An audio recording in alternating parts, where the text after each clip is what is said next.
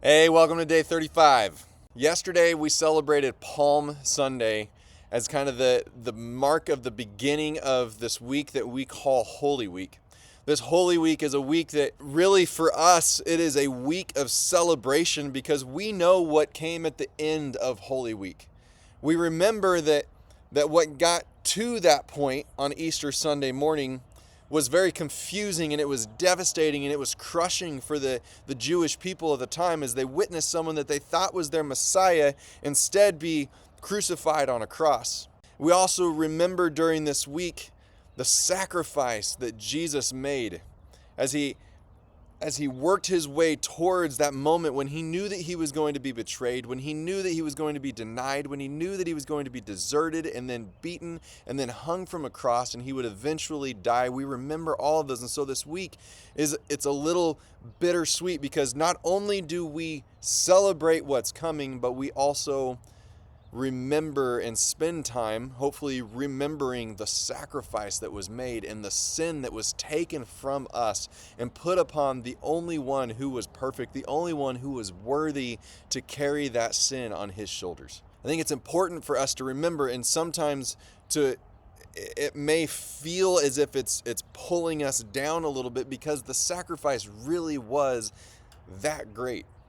It is a remembrance of one of the hardest moment in history, but at the same time remembering that hardest moment in history led to the greatest victory in history. At the beginning of these 40 days of prep, we spent several days talking about fasting and what it meant and what it means, how we go about it, different ways that we go about it. We talked about how fasting is also a moment of feasting, that we fast food, but we feast on the Word of God, that we feast on time with God. We feast on God during that time that we fast. We talked about the difference between fasting and abstaining. This week, it may be that over the course of the past several weeks, you've been feeling kind of this tug, this pull that you think might be from God inviting you into some sort of fast or some sort of abstention. And if you've been feeling that, perhaps it was for this moment. Perhaps to help you remember the sacrifice that Christ made, what Christ gave up for us. Perhaps this is your way of remembering. By fasting and giving up, abstaining and giving up something as you feast on the sacrifice that Jesus made for you. Now, it could be that you fast or you abstain for the entire week, or it could be that you have this sense, you have this belief that God is saying on Friday and Saturday, I'm inviting you into a fast with me, and then on Sunday you're going to break that fast. Or maybe God's telling you that, hey, this week I need you to lay down social media. I need you to go screen free for a week because I need you to put aside those distractions, and I need you to focus on me and remember what this week is real, what the purpose of this week really was. Now, if that's you, you might be sitting there thinking, well, how can I abstain from social media for the week and still keep up with the 40 days of prep? Hey, if that's you, let me know, and I will find a way to still get this to you each and every day. There's plenty of technology out there these days that will help us get that to you.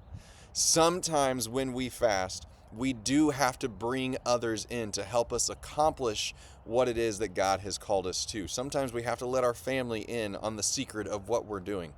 We don't walk around declaring it to the world and making sure that they all know how holy we are, but sometimes there's a few that we've got to bring into it. I don't know if that's what God has called you to this week. I want to sit here and encourage you to do it, but if it's not what God's called you to do, I don't want to encourage you to do something He's not calling you to, but I would encourage you to at least consider it as we read through the story of Jesus going from the garden to the cross. This could be a way that God is calling you to remember. For tomorrow, I invite you to read that story in the garden. You'll find it in Matthew 26, verses 36 through 46. You'll also find it, bits and pieces of the account in the other Gospels. But in particular, I would invite you to read Matthew 26, 36 through 46 as you continue to pray and invite God to show you how it is that He wants you to remember this week. I'll see you tomorrow.